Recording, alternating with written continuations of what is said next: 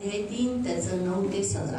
हम निकालेंगे पहली कुरिन्थियों की पत्री अध्याय 3 उसका 9 से 17। फर्स्ट कोरिन्थियन चैप्टर 3 वर्स 9 to 17। आणि पहिले कोरिन्थियस पत्र अध्याय 3 त्याचं 9 ते 17 पर्यंत। फर्स्ट कोरिन्थियन चैप्टर 3 पहिले कोरिन्थियस पत्र अध्याय 3 9 to 17। आणि त्याचं वचन 9 ते 17 पर्यंत। क्योंकि हम परमेश्वर के सहकर्मी हैं, तुम परमेश्वर की खेती और परमेश्वर की रचना हो। परमेश्वर के उस अनुग्रह के अनुसार जो मुझे दिया गया, मैंने बुद्धिमान राजमिस्त्री के समान नींव डाली और दूसरा उस पर रद्दा रखता है, परंतु हर एक मनुष्य चौकस रहे कि वो उस पर कैसे रद्दा रखता है, क्योंकि उस नींव को छोड़ जो पड़ी है वो यीशु मसीह है, कोई नींव नहीं डाल सकता। यदि कोई इस नींव पर सोना चांदी बहुमूल्य पत्थर या काट घास फूस का रद्दा रखे तो हर एक का काम प्रकट हो जाएगा, क्योंकि वह दिन बताएगा, क्योंकि वो आग के साथ प्रकट होगा और वह आग हर एक का काम परखेगी कि वो कैसा है। जिसका काम उस पर बना हुआ है स्थिर रहेगा, वो मजदूरी पाएगा। यदि किसी का काम जल जाएगा तो वह हानि उठाएगा, पर वह आग बच जाएगा, परंतु कैसे? जलते जलते। क्या तुम नहीं जानते कि तुम परमेश्वर के आत्मा का मंदिर हो और परमेश्वर का आत्मा तुम में वास करता है? यदि कोई परमेश्वर के मंदिर को नष्ट करेगा तो परमेश्वर उसे नष्ट करेगा, क्योंकि परमेश्वर का मंदिर पवित्र है और वह तुम हो। कारण आम्ही देवाचे सहकारी आहोत, तुम्ही देवाचे शेत, देवाची इमारत असे आहात। शिक्षकांवरील जबाबदारी। माझ्यावर झालेल्या देवाच्या अनुग्रहाच्या मानाने मी कुशल कारागिराच्या पद्धतीप्रमाणे पाया घातला आणि दुसरा त्यावर इमारत बांधत आहे, तर त्यावरचे बांधकाम आपण कसे करत आहोत याविषयी प्रत्येकाने जपावे। येशू ख्रिस्त हा जो घातलेला पाया, त्याच्या वाचून दुसरा पाया कोणाला घालता येत नाही।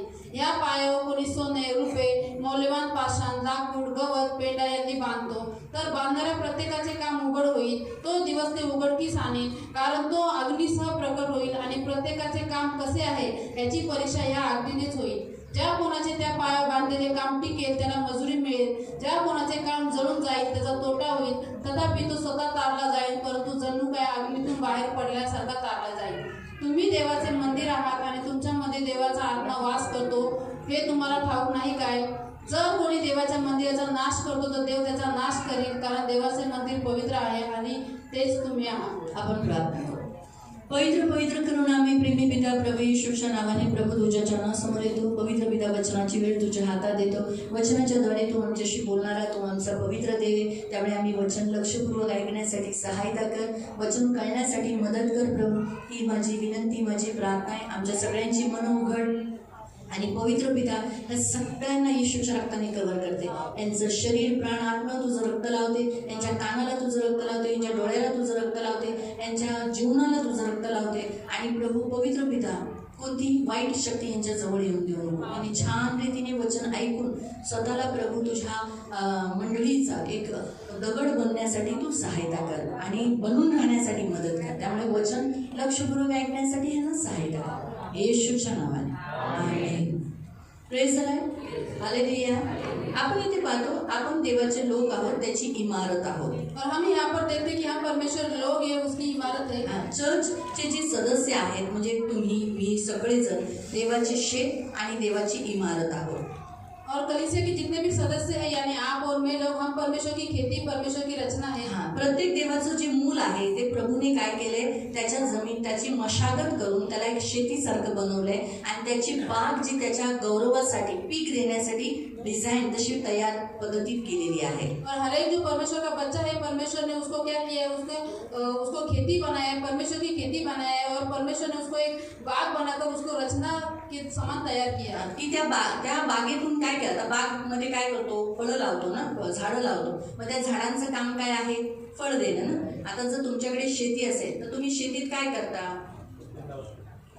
वाटिका करण्यासाठी बी पेरता ना, बरोबर आहे। मग तसं तुम्ही देवाची शेती आहात। और वाटिका हम क्यों बनाते हैं, उसमें हम पेड़ लगाते हैं, और पेड़ क्यों लगाते हैं, ताकि वो फल दे। तो हम खेती क्यों करते हैं कि वो हमें उपज दे। तो वैसे आप परमेश्वर की खेती हो, है ना। तर तुम्ही देवाचं शेत आहात, तो आप परमेश्वर की खेती हो। त्या शेतामध्ये देव बी पेरतो और उस खेती में परमेश्वर बीज बोता आणि है। तुम्हाला काय करायचंय, ते जे पीक येईल ते देवाच्या गौरवासाठी तुम्हाला द्यायचं आहे। और उसमें जो भी उपज आएगी वो आप परमेश्वर की महिमा के लिए आपको उसको देना है। जेव्हा देवाने त्या इस्रायली लोकांना मिस्र देशातून कनान देशात पोहोचवलं, तर त्यावेळेला त्यांना त्या शेताची जी पीक होतं ते कुठं आणायला सांगितलं, मंदिरामध्ये, आणि देवाचा गौरव करायला सांगितलं। और जब परमेश्वर ने इस्राएलियों को मिस्र से निकालकर कनान देश में पहुंचाया, तब उनकी जो खेती की उपज थी परमेश्वर ने उसके पास लाने के लिए कहा, ताकि वो उपज परमेश्वर को चढ़ाए और उसके द्वारा परमेश्वर की महिमा हो। म्हणून सर्वात पहिला पॉइंट आज देव तुम्हाला सांगतो, तुम्ही बंजर पीक न देणारी शेती असू नये. और सबसे पहला मुद्दा परमेश्वर आज आपको बताता है कि आप बंजर भूमि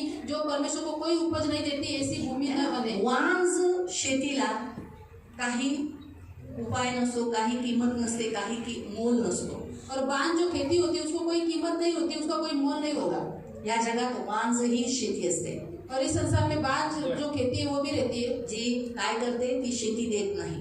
और जो खेती क्या करती है उपज नहीं देती है. शेती करणारा शेतकरी किती कष्ट त्या शेतात करतो ते सगळं वाया जातं.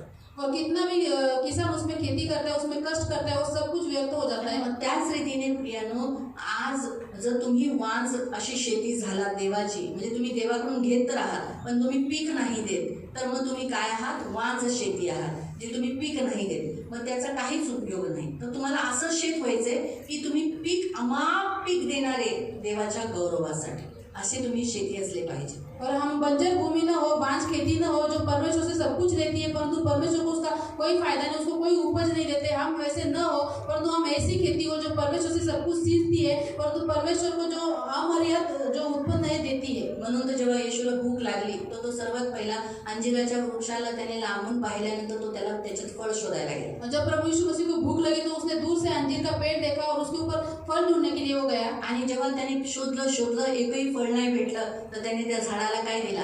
श्राप दिला. ते झाड काही कामाचं नाही राहिलं, तर तुरंत ते सुकलं.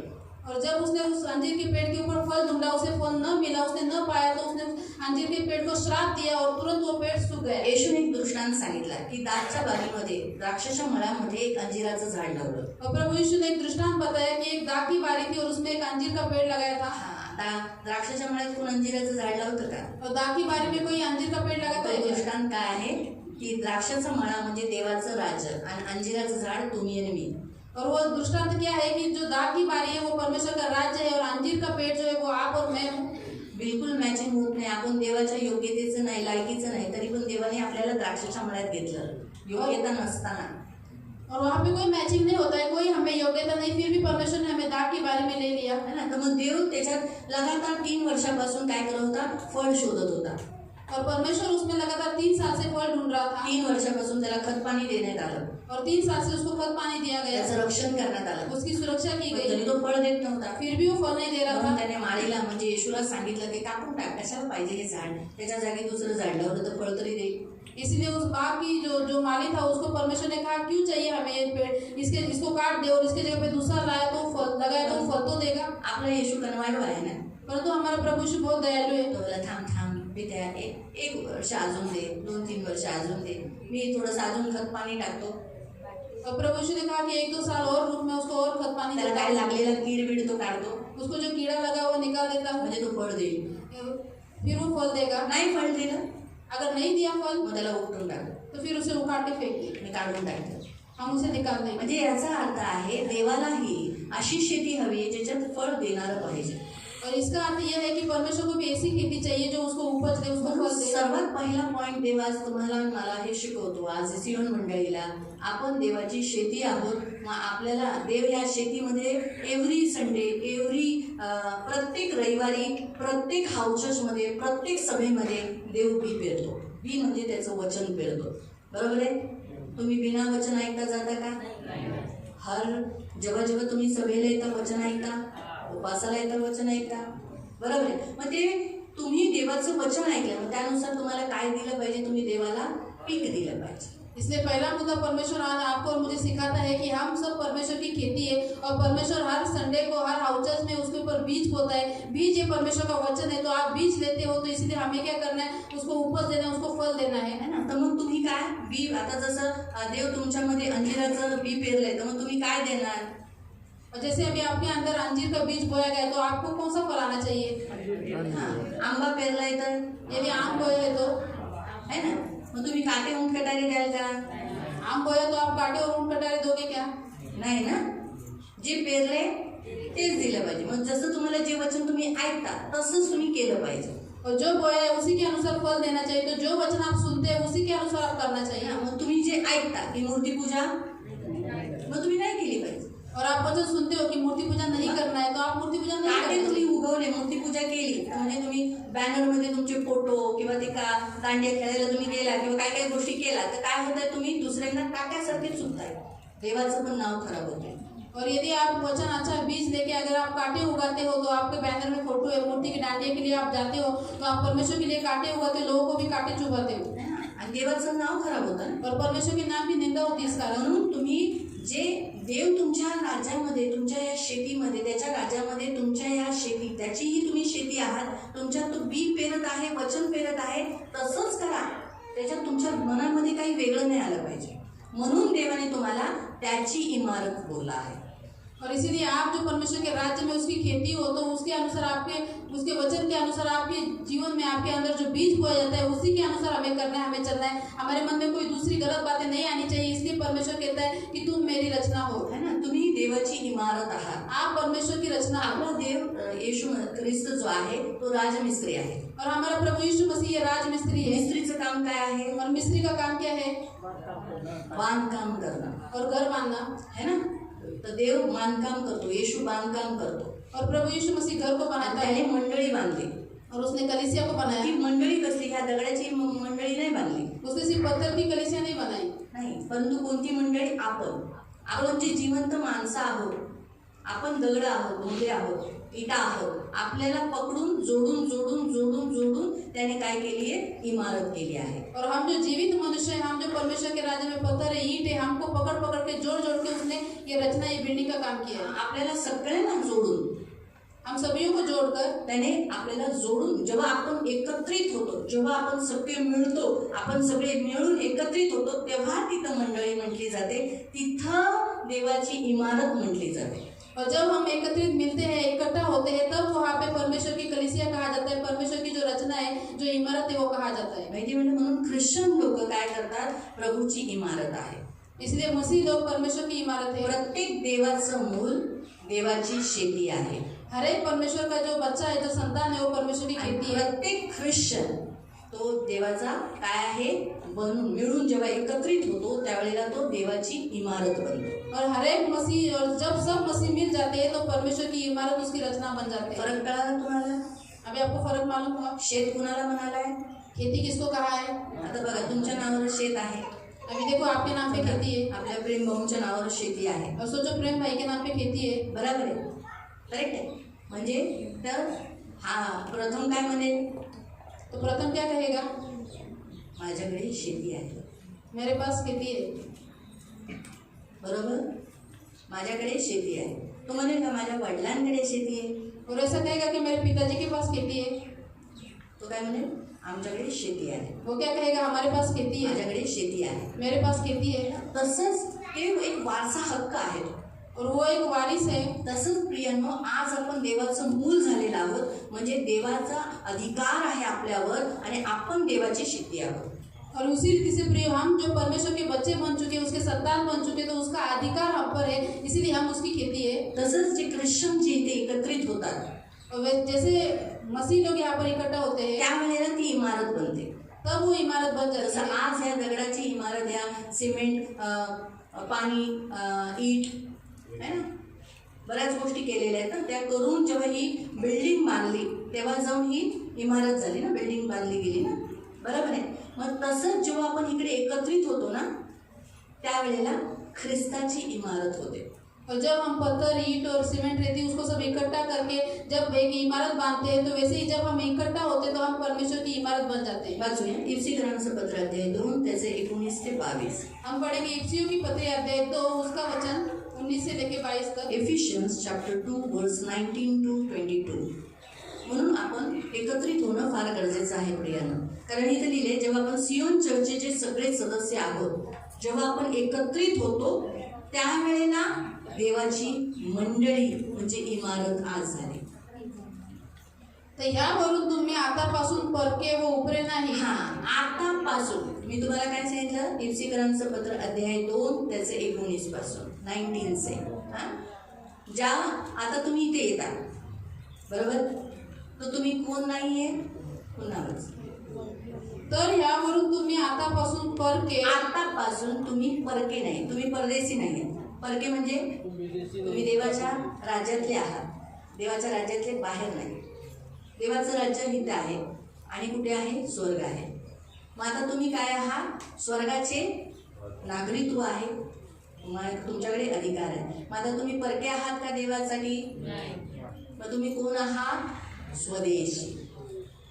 तर तुम्ही आता परके नाही, मग वो उपरे नाही. उपरे नाही म्हणजे आता तुम्ही आता देवाच्या राज्यात. उपरे म्हणजे कसे? बाहेरून आलेले राहतात, उपरे त्याला म्हणतात. पण आता तुम्ही उपरे आहात का? तुम्हाला नरकात जाणार आहात का तुम्ही? नाही ना. तुम्ही कुठे आहात? स्वर्गात राहणार आहात सदैवसाठी. पुढे पण पवित्र जनांच्या बरोबरीचे नागरिक. पवित्र जनांच्या बरोबरचे नागरिक. आता बघा तुमच्या बाजूला कोण बसलेले आहे, मागे पुढं.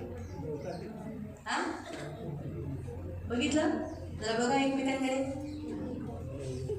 माग पुढं. कोण येते? कोण येते? बोला. तुमच्या मागे पुढे बसणारा कोण आहे? पवित्र लोक आहे. मग त्याच्यात तुम्ही पण त्याच्यात बसलाय म्हणजे तुम्ही कोण? मग पवित्र लोक जेव्हा एकत्रित होतात तेव्हा त्याची इमारत होते. कळालं? ही बिल्डिंग मध्ये आल्याने चर्च नाही म्हणण्यात येत. जेव्हा तुम्ही आणि मी एकत्रित होतो, तुम्ही आणि मी एकत्रित होतो तेव्हा चर्च होतो. चर्चची इमारत असते आणि हीच तुटली नाही पाहिजे.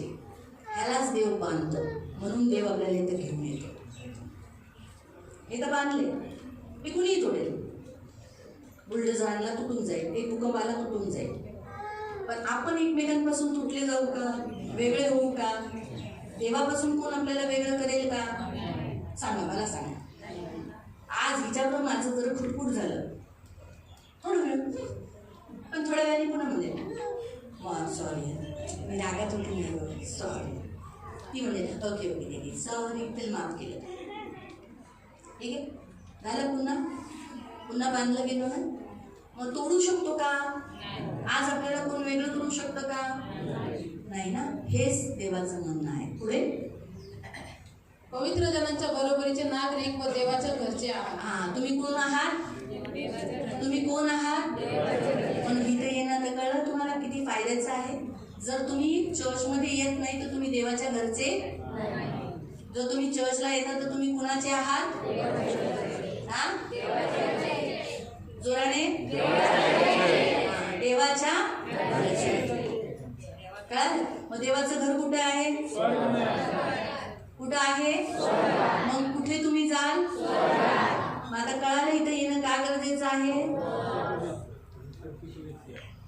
आता मध्ये मध्ये जे सुट्ट्या घेतात, सुट्ट्या घेऊ नका. घेतात ना मध्ये मध्ये सुट्ट्या? मला सांगा, ह्या इमारतीमधला एखादा जर दगड, जी वीट आहे ती नाही आली, तुम्ही कधी कधी काही घरं बघितली असेल बघा, त्याला प्लास्टर नाही आहे. कुछ कुछ घरों को आपने देखा होगा जिसको प्लास्टर नहीं है. तर मग त्या इटा दिसतात, तो बीच में जो ईटा मध्ये मध्ये इटा नसतात बघा. तो उस बीच बीच में ईट नहीं होती है. बघितले कसं दिसतं? कैसा दिखता है घर? खंडर आहे. त्याला काय म्हणतात? त्यांनी छान शब्द घेतला, खंडर म्हणतात. काय म्हणतात? त्याला घर नाही म्हणत. उसे घर नहीं कहते. तिथं कोण राहत नाही, जहाँ कोई रहता नहीं है. का त्याला खंडर म्हणतात. उसे खंडर कहते. आपलं देवाचं घर खंडर नाही. परमेश्वर का घर खंडर नहीं है. म्हणून देवाच्या घरामधली प्रत्येक ईट इथं आली पाहिजे. इसलिए परमेश्वर के घर की हर एक ईट यहाँ पर आनी चाहिए. लक्षात ठेवा, ही देवाची इच्छा आहे. म्हणून देवाने तशी डिझाईन केलेली आहे. जेव्हा देव आपण आता एक विचार करा, जर एखाद्या लहान मुलाला इमारतीचं चित्र काढायला सांगितलं तर तो कसा काढेल? एक छोटे बच्चों को यदि इमारत का या बिल्डिंग का अगर चित्र निकालने के लिए कहा तो कैसा करेगा? आपल्याला शाळेत आपण गेलेलो आहोत, हम स्कूल में गए, आपल्याला चित्र काढायला सांगितलं, आठवत? हमें भी ड्राइंग करने के लिए कहा है ना. मग तो काय करतो? एक भिंत काढतो, एकच भिंत काढतो, बरोबर आहे? वो एक चार भिंती काढतो का? 4 दीवारी बनाता है क्या? एकच भिंत काढतो, एक दरवाजा काढतो, एक दरवाजा, छोटे छोटे खिडक्या काढतो, छोटी छोटी खिड़कियां बाजूला झाडं काढतो, और बाजू में पेड़ काही नफुलं आलेले काय काढतो, करते हैं, छोटे छोटे गवत आठवलं का तुम्हाला? छोटे छोटे घास निकाल मला शाळेत पुन्हा नेते हो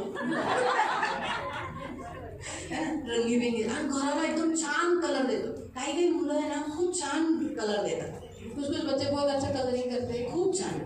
काही लोक अगदी गचाळ कलर करतात, मिक्स करून टाकतात. कुछ लोग कैसा भी कलर है ना? पण बनाते हैं, काही लोक खूप छान रंग देतात, कुछ लोग अच्छा कलर कॉन्ट्रास्ट करते हैं मध्ये छानपैकी असं सजवतात. और अच्छा उसको सजाते मग हैं. तसंच आहे ना, देवाने सुद्धा आपल्याला अशाच वेगळ्या वेगळ्या पद्धतीत एकत्रित करून आपल्याला सजवून आपल्याला त्याची इमारत उभी केलेली आहे. उसी रीति से परमेश्वर हमें अलग अलग लोगों को इकट्ठा करके हमें सजाया है और उसकी इमारत बोल के उसकी रचना बोल के खड़ा किया है है. ना? म्हणून प्रियांनो, तुम्ही देवाची इमारत आहात, देवाचं मंदिर आहात, देवाचा आत्मा तुमच्यामध्ये राहतो. म्हणून आपल्यालाही एकच दार असलं पाहिजे. आणि दार कोण आहे? हा? जोराने बोला. माझ्या घराचं दार येशू आहे. माझ्या घराचं दार येशू आहे. कुठे लिहिले हे? मी दार आहे. और कहाँ पे लिखा है कि मैं द्वार हूँ. हा? बता मेरी आराधना सांग. और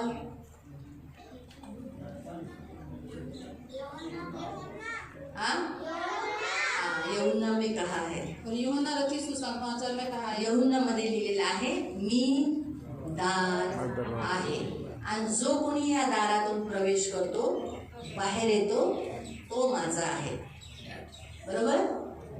और यूहन्ना अध्याय में लिखा है प्रभु यीशु अच्छा, मसीह समझ लेना। कि वो द्वार है और जो कोई इस द्वार से प्रवेश करता है म्हणून भीतर जाता है और बाहर आता है. स्वर्गाला 4-5 दारं नाहीये, इसलिए स्वर्ग को 4-5 दरवाजे नहीं है, 2 दारे नाही, 2 द्वार नहीं है, एकच दरवाजा आहे. एक ही द्वार है. म्हणून स्वर्गात जायचंय तर येशू या दाराने जावं लागणार. इसलिए यदि स्वर्ग के अंदर जाना है तो हमें यीशु इस द्वार से ही येशू होकर जाना म्हणाला, है. मार्ग, सत्य, जीवन मी आहे. माझ्याशिवाय कुणीही पित्याकडे जाऊ नाही शकत. जर कुणालाही देवाकडे जायचंय तर त्याला पहिलं कुणाच्या द्वारे यावं लागेल? येशूकडे. येशूच्या या दाराच्या द्वारे देव पित्याकडे जाऊ शकतो.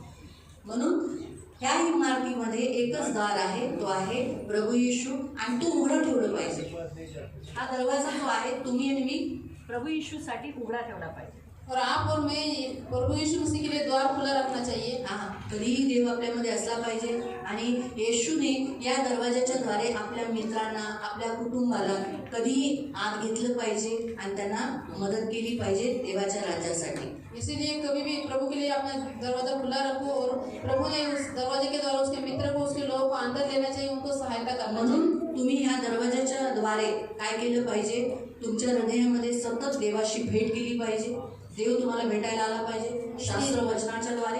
इस द्वार के द्वारा आप अपने हृदय में हमेशा परमेश्वर से मिलना चाहिए. परमेश्वर आपको मिलने के लिए आना चाहिए वचन के द्वारा, उपदेशाच्या द्वारे. और उपदेश के द्वारा. जेव्हा लोक तुम्हाला उपदेश देतात, मी तुम्हाला देते, देवाचे दास तुम्हाला उपदेश देतात, तुम्हाला एकच उपदेशक असून द्या. कोणत्याही ऐऱ्या-गैऱ्यांवर, उपदेशकांवर विश्वास ठेवू नका. एवढा किमती अनमोल आत्मा गमवू नका. कुणी तुमचा नातेवाईक सुद्धा, काय माहिती, तुम्ही ह्या मंडळीचे दगड आहात, तुम्हाला असं उखडून कोणत्या दुसऱ्या मंडळीत, दुसऱ्या इमारतीत घातलं तर सेट नाही व्हाल. लक्षात ठेवा, राजमिस्त्रीने तुम्हाला इथे सेट केलेलं आहे. कुठे? या भिंतीत. और आज ह्यांच्या जिसने आपको बरोबर यहीं पर सेट रखा हुआ व्हायचं. है तो इन्हीं के साथ आपको ज्वाइंट होना है. नाही, चांगली नाही. तुमच्याकडून कोण आहे? या चर्चमध्ये तिने कोण आहे? और ये अच्छी नहीं, मुझे इसके साथ नहीं रहना है, वो इस चर्च में, इसलिए मुझे ये चर्च नहीं चाहिए. तुम्हाला इथेच देवाने सेट केलंय. और परमेश्वर ने आपको यहीं पे जोड़ तुम्हाला कर रखा है. दुसऱ्या सूरज प्रेमानीच्या चर्चला नाही जायचंय. इसलिए आपको ब्रदर्स अरुण थॉमसच्या चर्चला नाही जायचंय.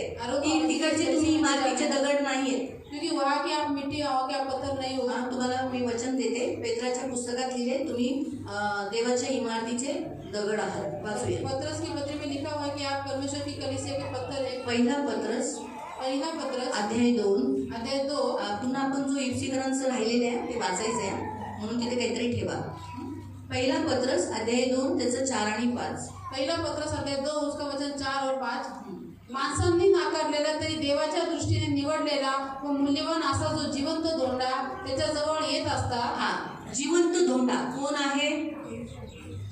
जोराने बोला. हा, जिवंत धोंडा कोण आहे? येशू. जिवंत दगड येशू. हा, तुम्हीही स्वतः जिवंत धोंड्यासारखे हा, तुम्ही पण कोण आहात? हा, जोराने बोला.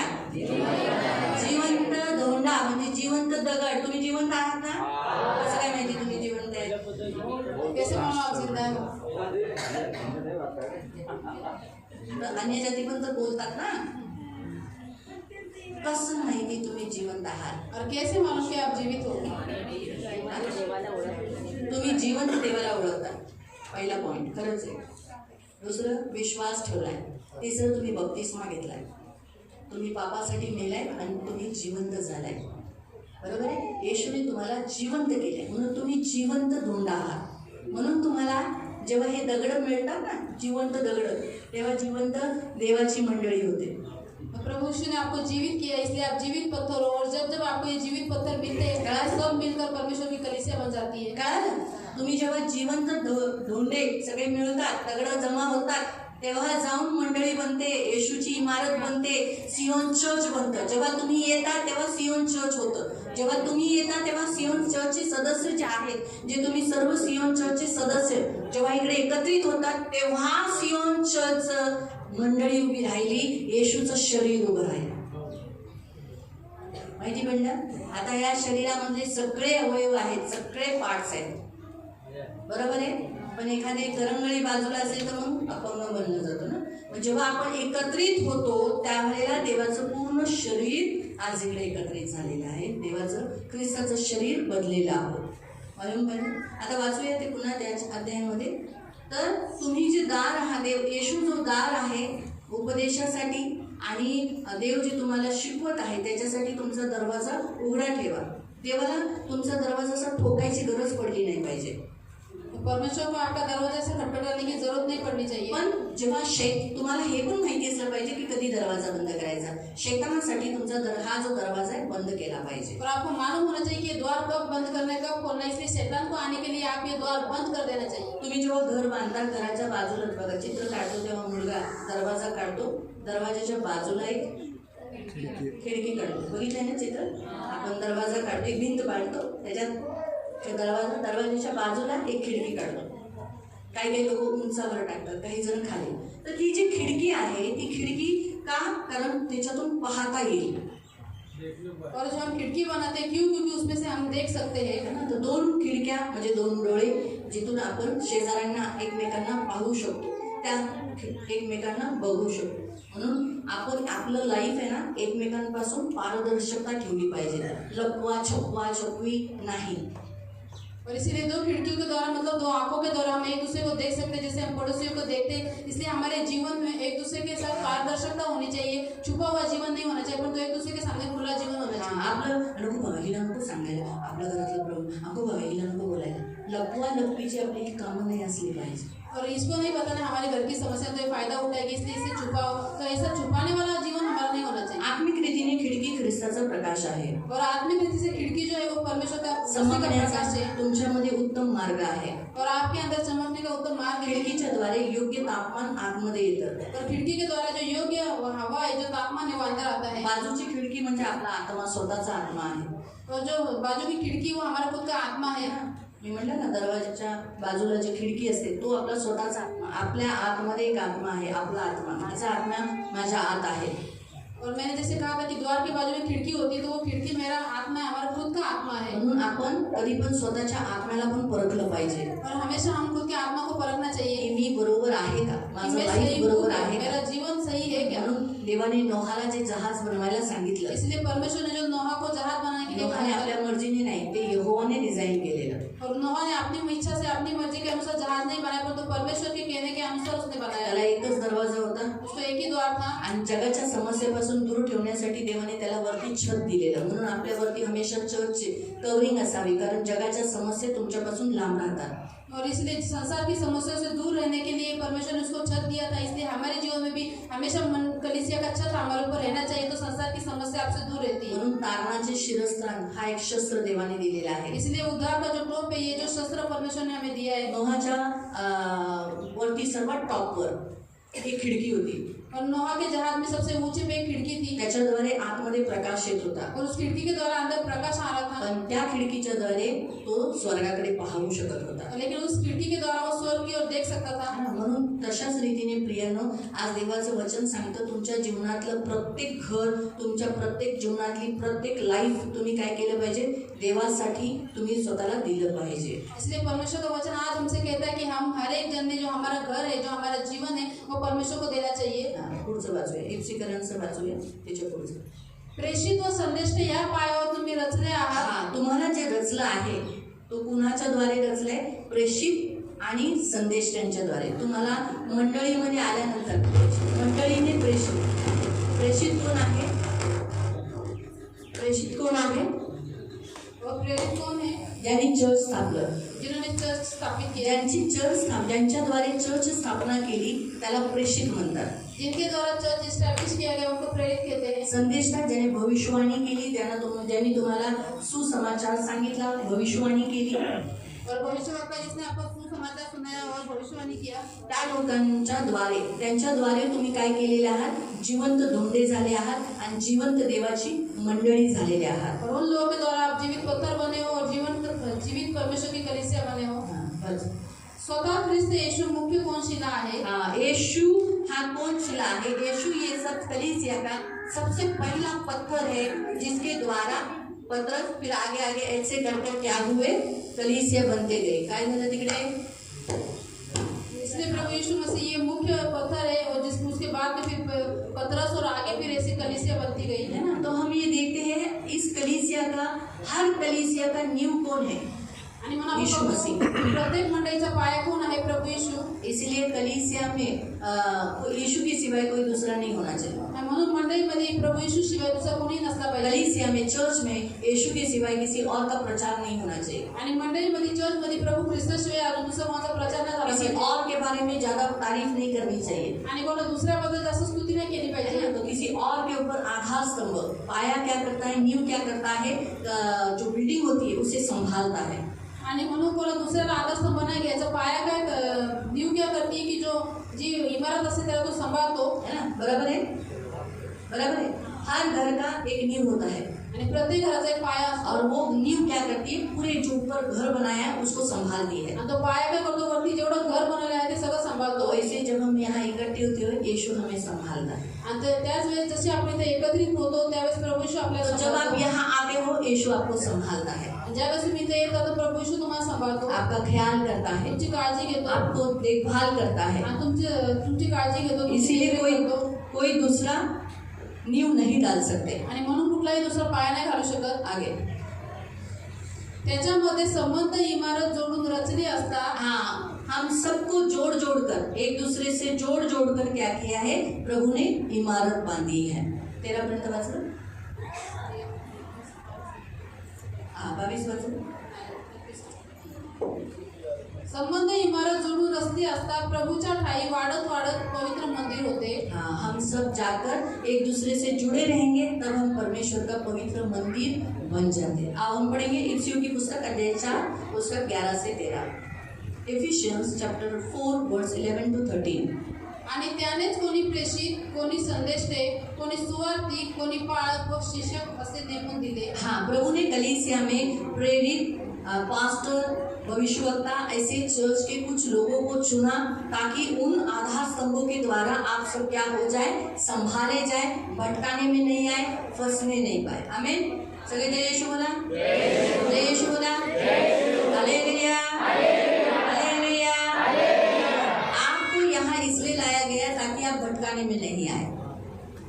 तुम्हाला इथे यासाठी आणण्यात आलं की तुम्ही भटकवण्यात येऊ नये, आप फंसने में नहीं आए. तुम्ही फसवण्यात येऊ नये. इसलिए प्रभु ने यहाँ प्रभु का दास दिया है आणि मग प्रभूने इथं प्रभूचा दास आपके दिलेला ऊपर आहे. देखरेख करने के लिए.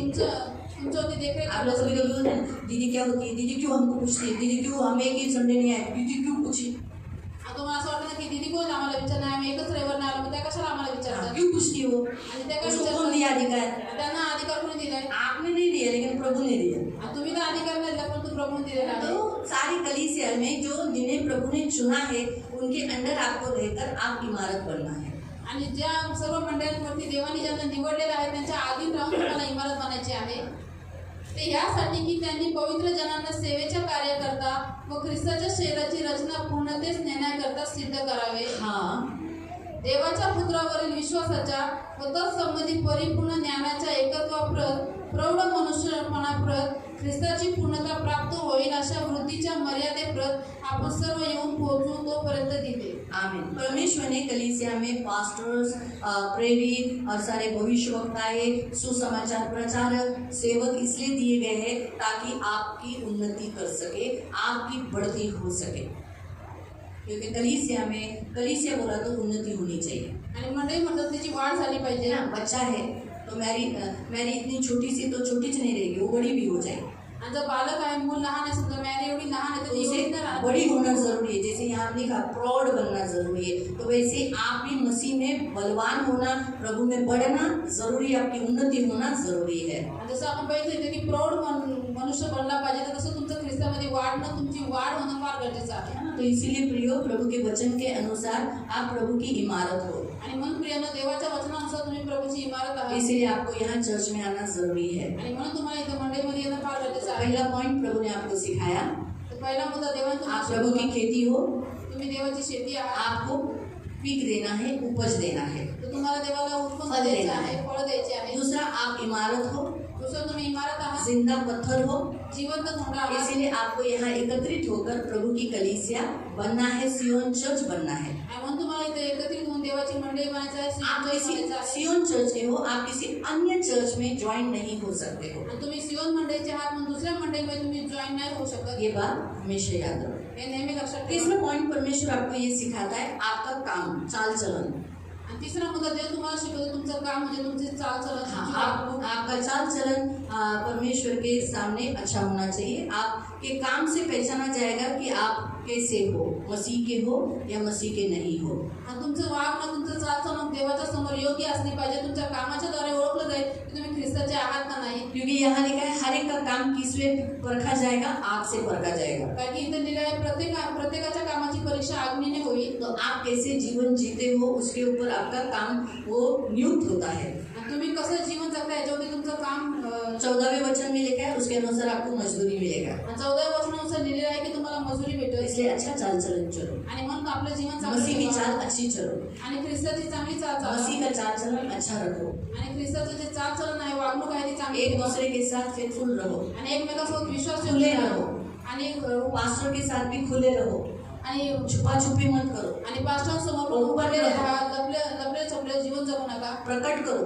आप जो हो वो दिखाओ तो पास्टर आपके लिए प्रेयर करेगा. आणि तुम्ही जे आहात ते दाखवा, म्हणजे पास्टर तुमच्यासाठी प्रार्थना करतील. झूठ बोलोगे तो आप झूठ में ही रहोगे. फिर वो झूठ जब अग्नि के सामने परखा जाएगा तो वहाँ क्या लिखा है, आगे लिखा है, देखो लिखा है 15 वचन.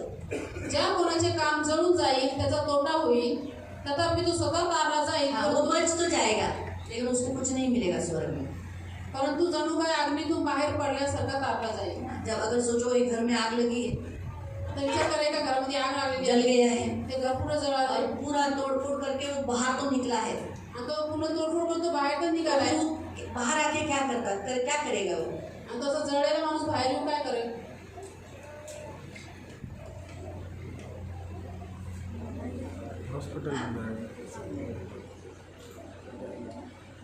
मैंने प्रश्न पूछा, म्हणजे प्रश्न एखाद्या एक घर जळलंय, समजा आता तुम्हीच एका घरात, उदाहरण एका घरात आहे, ते घर जळले, त्याच्यात तुम्हाला पण आग लागली आणि तुम्ही त्या आगीतून बाहेर निघाला. असं जो एक घर जल गया जिसमें आपको ये उदाहरण है और आपको भी आग लग गई और आप उसमें से घर तर बाहर जळून गेलं. तुम्ही जे जे या त्या घरासाठी काम केलं ते सगळं जळलं, पण तुम्ही बाहेर आला, पण तुम्ही जळलाय, पण थोडंफार जळलाय, तर मग काय बाहेर आल्याला तुम्ही काय कराल. हा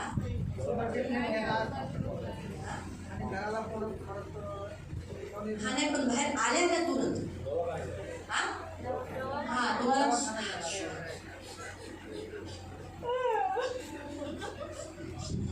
है ना, तुम्हाला ती लू लागत असेल, आपको जलन लगती होगी. ते ते आग लागल्यामुळे तुम्हाला आतमध्ये कधी पोट जळाल्यानंतर तुम्हाला काय होत असतं, ठस ठस ठस ठस ठस होत असतं ना, है ना. ती तुम्ही त्याला क्रीम लावता, मलम लावता, तेल लावता, येशूचं रक्त लावता, कोलगेट लावता, काय काय लावता, तरी पण ठस ठस ठस ठस ठस ठस होत राहतं. तसंच आहे ना, जेव्हा तुम्ही ख्रिस्ती चालचलन जगला नाही, बरोबर वागला नाही, तर जेव्हा तुम्ही बघाल की तुम्ही या पृथ्वीवर 40 वर्ष ख्रिस्तामध्ये घालवले, एवढं तुमचे जेवढे वर्ष तुम्ही ख्रिस्तामध्ये घालवले आणि त्याचं तुम्हाला काहीच मिळालं नाही, फक्त तुम्हाला स्वर्ग मिळाला, तुम्हाला जळण्यासारखं भेटेल. अरे मी पण केलं असतं तुम्हाला पण भेटलं असतं. अरे हिला एवढा मोठा मुकुट मिळाला, मला पण मुकुट भेटला असता. अरे हिला मनी भेटला, मला पण मनी भेटला असता. अरे वा हिला एवढं चांगलं मिळालं, अरे मला पण भेटलं असतं. जब आप मसीह की चाल नहीं चलोगे पृथ्वी पर जीते समय तो आप बच जाओगे, लेकिन स्वर्ग में आपको कोई प्रतिफल नहीं मिलेगा. और जब दूसरों को प्रतिफल मिलेगा तो तब आपको जलन होगी. आप तब सोचोगे कि अगर मैं भी परमेश्वर के लिए काम करता तो मुझे भी ये मिलता. लेकिन तब कोई काम करा आणि चांगलं काम करा. इसीलिए अच्छा काम करो मसीह के लिए. आपल्या चांगल्या कामावरून ओळखलं जातं हा ख्रिस्ती आहे. और हमारे अच्छे कामों से पहचाना जाता है कि ये जेव्हा तुम्ही मसीह है. भांडता, जब आप गुस्सा करते हो, क्षमा करत नाही, आप क्षमा नहीं करते हो, चर्चला येत नाही, आप चर्च नहीं आते, त्यावेळेला तुम्ही दाखवता तुम्ही ख्रिस्ती नाहीये, और तब आप दिखाते हो कि आप मसीह नहीं हो. बरोबर. जेव्हा तुम्ही चर्चला येता, तुम्ही क्षमा करता, चांगले राहता, त्यावेळेला तुम्ही दाखवता की तुम्ही ख्रिस्ती आहात. जब आप चर्च में आते हो, आप क्षमा करते हो, आप अच्छा व्यवहार करते हो, तब आप दिखाते हो कि आप मसीह हो. म्हणून देवाचं वचन सांगतं तुम्ही देवाच्या आत्म्याचं मंदिर आहात, देवाचा आत्मा तुमच्यामध्ये वास करतो, म्हणून या मंदिराचा नाश करू नका, या मंदिराला सांभाळा. हे मंदिर म्हणजे हे तुमचं हे जे घर, हे जे जीवन आहे ते देवाचं घर आहे. आणि जेव्हा आपण सगळे मिळतो तेव्हा देवाचं घर बनतं. इसलिए परमेश्वर का वचन कहता है कि हम परमेश्वर की आत्मा के मंदिर है, इसलिए इस मंदिर को संभालो, इसे नाश होने मत दो. जब हम एकत्रित होकर मिलते हैं तो परमेश्वर का घर बनता है. म्हणून सांभाळा स्वतः, इसलिए खुद को संभालो.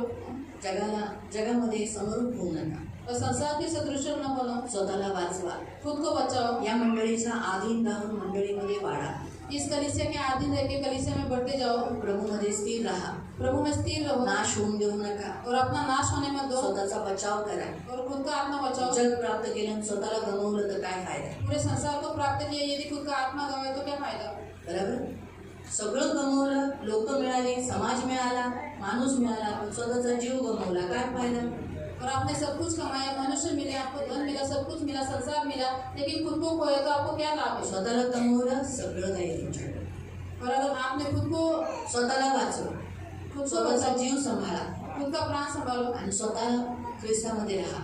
और खुद मसीह में बने आणि रहो. ह्या तुम्ही जे ख्रिस्ताचे जिवंत डोंडे आहात ना, तर म्हणून हे दांड्या बिंड्याला, मूर्तीपूजाला, दसऱ्या बिसऱ्याला, त्योहारांना असं जाऊ नका. शोभा देत नाही का, ख्रिस्ती व्यक्तीची चांगली लक्षण नाही. इसलिए आप परमेश्वर के जीवित पत्थर हो. इसलिए दांडिया में, दसरा में, कोई भी संसार के त्योहारों में जाओ मत, क्योंकि ये शोभा नहीं देता. आप मसीह के जीवित पत्थर हो. तुम्ही म्हणाल का मला पुस्तक, कारण बायबलमध्ये कुठेही जे या जगात सण आहेत एकही सण त्याच्यात नाही. और आप कहेंगे कि हमें क्यों नहीं जाना है, क्योंकि जितने भी संसार में त्योहार है उसमें से एक भी त्योहार जानेवारी पासून ते डिसेंबर महिन्यापर्यंत जे 12 महिन्याचे जे जगामध्ये सण आहेत त्याच्यात एकही सण ह्याच्यात नाही. फक्त ख्रिस्त जन्म उत्सव आहे, येशूचा जन्म आहे, म्हणून आपण क्रिसमस मनवतो, बरोबर आहे. आपण एप्रिल महिन्यामध्ये गुड फ्रायडे बनवतो, कारण तो पण ह्याच्यात आहे. आणि पुनरुत्थान दिवस, रेझरेक्शन, ज्याला जगामध्ये ईस्टर म्हणतात, ते ह्याच्यात आहे. म्हणून हे 3 सण आपण पाळन करतो. बाकी जगात कॅलेंडरमध्ये 12 महिने जे कॅलेंडर आहे त्याच्यातला एकही मला शोधून त्याच्यातलं का. संसार में जितने भी त्योहार है उसमें से एक भी त्योहार बाइबल में नहीं है. जर ह्याच्यात असेल पाळलं, त्याच्यात एकही नाही. मी काय शत्रू नाही आहे तुमचे, और मैं आपकी शत्रु नहीं हूँ, तुमच्या चांगल्यासाठीच बोलते. और आपके अच्छे के लिए बोल रही हूँ. स्वतःचा जीव सांभाळा. और खुद का प्राण बचाओ. थोड्या वेळासाठी थोडंसं सुख मिळण्यासाठी देवाला स्वतःच्या आत्म्याला आगीत टाकू नका. और थोड़ा क्षण सुख मिलने के लिए अपने आत्मा को आग में मत झोंको. थोड्या वेळाचं सुख तुम्हाला भेटेल. और थोड़े समय का सुख आपको या मिलेगा. 12 महिन्याचे जे सण आहेत त्याचे थोडे दिवसाचे ते सुख आहे, थोड्या वेळाचं सुख आहे, पण तुम्हाला अनंत काळाची आग आहे. और थोड़े समय का सुख है, लेकिन उसके पीछे अनंत काल की आग है. भले आज आपल्याला त्यात करता येत नाही, जगामध्ये ते सण मनवता येत नाही, आनंद घेता येत नाही, पण तो आनंद घेता येत नाही, पण आपल्याला सार्वकालिक सुख आहे. मग काय चांगलं आहे, सार्वकालिक सुखच चांगलं. जेव्हा तुम्ही स्वर्गात सुख घ्याल त्यावेळेला म्हणाल बरं झालं मी हे केलं नाही, बरं झालं. कारण जेव्हा जेव्हा तुम्ही खाली बघाल नरकाला, बरं झालं बाबा तुम्ही आधी गेलोच. म्हणून थोड्या वेळेचं तुम्हाला सुख भेटतं पाप करताना.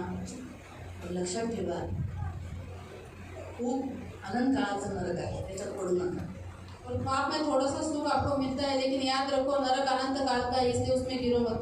सुरक्षित राहा, आप सुरक्षित रहो, देवाची इमारत बनून राहा, परमेश्वर की इमारत बनकर रहो, जिवंत धोंडे राहा. आप जीवित पत्थर हो. लक्षात ठेवा, दगड का तुम्हाला उपमा दिली बघा, तुम्ही दगड आहात. दगड देखो जो आपको तुम्हाला टकरेल. जो आपसे टकराएगा. आता बघा, हा दगड आहे, अभी देखो ये पत्थर है, काय छूट हो जाए. इसलिए मसीह लोगों से जो भिड़ते हैं उनकी हालत बहुत बुरी होगी. लोगों को ऐसा लगता है अरे मसीह लोगों को मारा, मसीह लोगों को ये किया, लेकिन उनको नहीं मालूम मसीह का परमेश्वर उनको क्या आगे करेगा. आणि ख्रिस्ती लोकांना असं वाटतं की आम्ही ख्रिस्ती लोकांना मारलं, त्यांना एवढं हे केलं, पण त्यांना माहिती नाही की त्या लोकांचा देव ख्रिस्त जो आहे तो काय यांचं तो करतो. जिवंत देव आहे, जिवंत धोंडा आहे.